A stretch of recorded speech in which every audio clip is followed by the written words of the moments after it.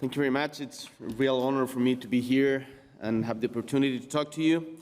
The organizers told me that I could choose the language, so I'm going to deliver my presentation in Spanish because my English is, I think it's not enough to profundize on some topics I want to talk about. I understand you have instant translation, right? Yes? Okay. We've been preparing this conversation a lot because we're really interested in Estamos interesados realmente en profundizar, en trabajar con los límites que tenemos, los vínculos que tenemos con ustedes. Es muy importante para mí el poder tener la oportunidad de conversar con ustedes el día de hoy. To be able to speak with you today about the links that unite us and above all how we can strengthen that bond. I want to let you know that Chile is a country that is quite integrated internationally speaking. We believe in multilateralism. We know our commercial relationship with our neighbor countries. We know that the collaboration between the public and the private sector has been one of the engines that has helped the development that we have achieved. The world and the Americas face, as all you know, a world context which is quite difficult. The health crisis and social crisis that COVID pandemic caused, it's added to our social and political crisis that we had the past few years. We tried to resolve it with more democracy, more dialogue, and we think it's tremendously important. But the pandemic has made poverty more acute. For the first time in Chile, the extreme poverty increased in the last few years. And this, added to the climate crisis and the global aspect, and the unacceptable aggression of Russia into Ukraine, has caused resentment in the economy, hard one, and then also, of course, the supply chain. We are quite aware that every crisis represents an opportunity to reflect and change in the way we do things. And we know that the war in Ukraine has pushed developed countries to accelerate the end of their dependency to Russia, but also reflect about the dependency with authoritarian regimes, which are not foreseeable in the way they will behave. And I believe that about this, something is quite relevant.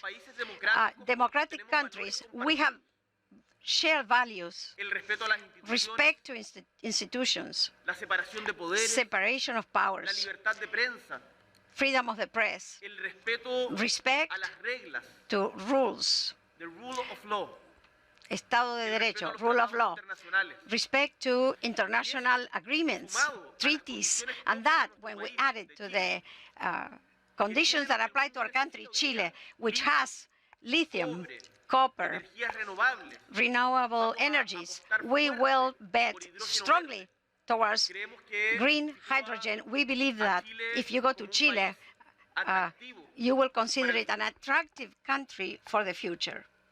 The difference, perhaps, regarding the previous decades is that there is more awareness that we have to elevate the labor and standards, and growth has to be inclusive. One of the problems we have in our country that we have to face very decisively is inequity. In Chile, 1% of the most rich concentrates 27% of the product. That not only is unfair, morally speaking, but also, as we saw in 2019, a fractured society has much more difficulty to be able to grow long term. Para esto, For this, we need to diversify our economy. And we have initiatives like the companies that you represent are tremendously important. We are investing to strengthen small and medium-sized companies, which we know, like startups, that provide a great service locally, and it's part of the system that makes it possible, the economy and foreign investment. We want foreign investment to which we open our doors, come together with technological transfer, territorial diversity, so that together, you and us are able to take advantage in the best way of the opportunities we do have. And no doubt, as you know, and what you represent, trade and the economic bonds within Latin America is an important way of materialize this drive. We have been doing this for many years, driving freedom of commerce with Canada, with the United States, with countries of Asian Pacific, with Europe. And we have been increasing in a very substantial way in the last few years. Trade. In fact, the United States, the country which is hosting all of us today, is a very important trade partner between 2012 and 2020. $77 million, and now several of the U.S. companies participate in several sectors of our economy with service, technology, bank, transport, services, pension, highways. Yesterday I had a very good meeting with CEOs of strategic companies, and it pleased me that there was a diversity of. I had the opportunity to meet with business people from Canada, which was very advantageous, very. The thing about the U.S. is the diversity. Canada, mining companies, and investors in pension funds. Here we have technology, we have pharmaceuticals, we have investment in pension funds, we have food, services, transportation. And we want to invite you, all of you, to continue to participate in our project of a more inclusive development. Chile is changing, and it's changing, I believe, and this is what my conviction that helps me for the better. The process, constitutional project which we are carrying out in our country tries to make our institutions to be adequate to the reality we live today. And I can assure you that the principles which have inspired the development of Chile in the last few years, as certainty in the judicial system, such as the rule of law, respect of all international treaties. These are independence, respect to judicial power, respect for human rights. These are principles we will maintain, and our government is fully committed to all of this. That's why the message that I hope to convey to all of you is that our country has the correct environment to promote prosperity in business and to become a hub for green innovation in Latin America and the world. I do not know whether you know our country. I come from the south, from the Patagonia region. I was born and I was raised close to the Magallanes Strait, the big old channel where Darwin went in 1830. I know Antarctic and tremendous potential scientific and more. I have seen through our country the marvels of nature that we have to offer the world, and we need to take care of them. We have a territory with vast natural resources, copper, wind, sun, the best skies in the world, the universe, which seems to be so far, we can see it, great extensions of agricultural land, long shores, ports that are first category, that we have the duty to modernize and a potential to offer sustainable tourism. But I'm aware that we have problems. And I do not want to come here to sell you an image of the paradise that was lost or the city of Caesars. No, Chile is a country that is in convulsion. We're facing tremendous drought, 13 years of drought. 13 years that we have had to adapt. Yesterday I had a very interesting meeting. Is it possible to lower these panels? Yesterday we had a very interesting meeting with the mayor of Los Angeles, in which we exchanged knowledge, and we learned, our delegation learned a lot about how to recycle, the treatment of water, talking about the drought that affects California. In Chile, we have problems, political problems, as you well know, but as I told you, we decided to resolve them with more respect for our institutions and more democracy. We're a country that is linked, connected, and virtually and with highways, with a huge internet network. We are about to complete the Humboldt project, which brings cable Humboldt from Australia to Chile, Valparaiso and the south. We count with a network, electrical network, which is credible and is growing, with a central bank, which is autonomous, and the project of new constitution, it holds, and the autonomy of the central bank is respected. Our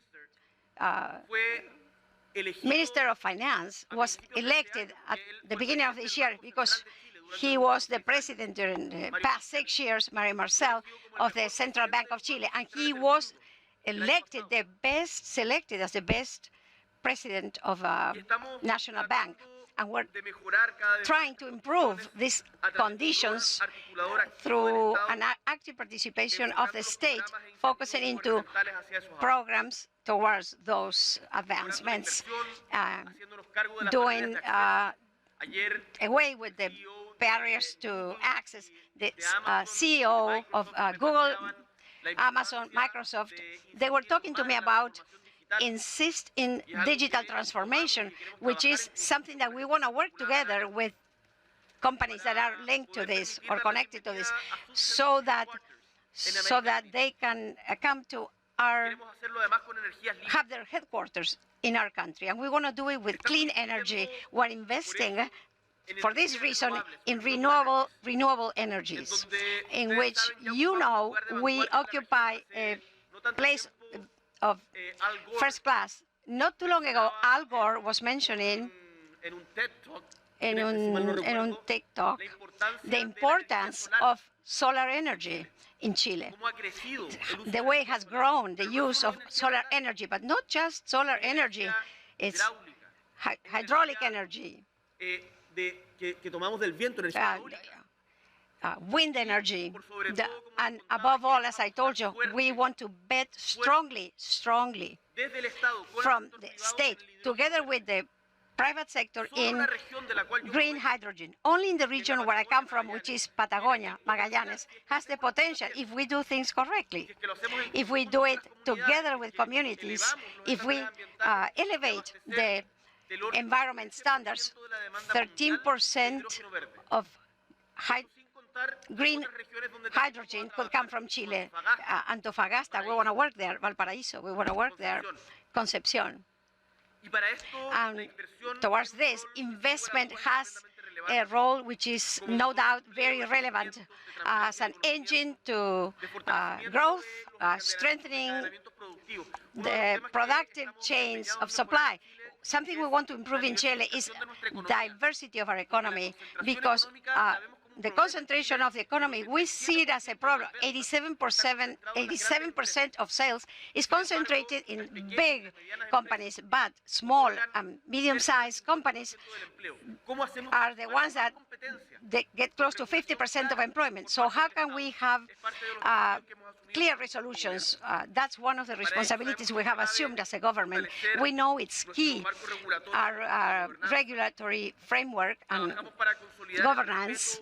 We are working to consolidate the promotion of human rights, regardless the color of the government that violates those human rights. As a certainty to inversion, we need rules of the game that are transparent and lasting. Chile, in these last few years, we are stuck in productivity 10 years with our productivity, which has been at zero progress, and that has been decreasing our opportunity of growth. One of the tasks I gave our Minister of Economy and of Finance, together with the private sector, we need to remove all barriers and have an agenda of productivity. Following the advice of previous governments, we are quite aware of one thing: the world is not invented from one day to the next. And just because I'm young, I have all the answers. Not at all. The virtue is, the way I think, is to gather the best of the experiences and failures of those who came before us, and to understand that the building a country that is solid and stable, you do it step by step, progressively. That's why we have committed ourselves to a substantial change, and substantial changes, you need to do them with fiscal responsibility. In Latin America, as you know, there have been a lot of problems in that regard. I have the conviction that fiscal responsibility, seriousness in finance, is not just technical. It's not like, right, I am a leftist president. You have to embrace fiscal responsibility. It's the only way to do things correctly. Is a guarantee to be able to sustainably advance in time, so that the quality of life of our people can improve. We have many examples in our continent of frustrated economies, which are a product of irresponsibility in the way that the economy was managed. We're going to be serious about it. We believe in transparency, clear rules, in having an environment that is safe, to foster dynamics that help our markets, respect our environment, and development where no one is left behind. It's important to say that countries, we need to be attractive for investment due to their social and political stability, because of all the innovation in what renewable energies has to do, but not because of low measures of protection to the environment or discounts in taxes. We want to work together with the rest of the world, rest of the countries, and with President Biden, I think we have a common agenda. We want development where no one is left behind, because I insist, societies which are socially fractured have much more difficulty to be able to grow sustainably long term. This is the project of society which we are inviting today for you to invest, one that considers foreign investment as top priority, sustainable development, focusing in as a tool that is relevant to inclusive growth, which we want for Latin America and for the rest of the world. The world today needs Chile, and Chile needs the world. And from our government, I want you to know that we're going to be up to the circumstances, and we will act in a responsible and committed manner in order to, hopefully, humbly, to be an example in the region that we can grow, we can develop with equity and justice. Thank you very much.